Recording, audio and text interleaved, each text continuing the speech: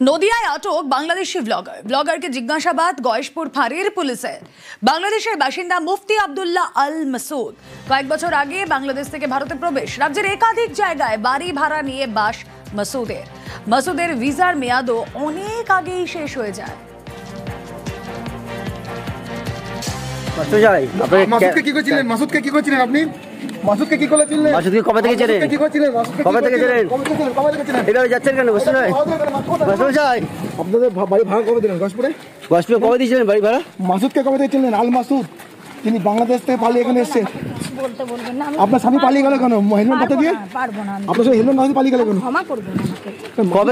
কবে থেকে চেনেন? মাসুদকে চিনলেন কি করে? মাসুদকে কি করে চিনলেন? ছিল এখানে কি নাম বলতো? মাসুদ মাসুদ উনি ভাড়া থাকতেন, এটা শুনেছি। এবং যার বাড়িতে ভাড়া থাকতেন সেও এখানকার লোক না, সেও বাইরের লোক। এমনি কথাটা তো বলতেন, বউ আসতো মাঝে মাঝে, ছেলে মেয়েও আসতো, আবার চলে যেত।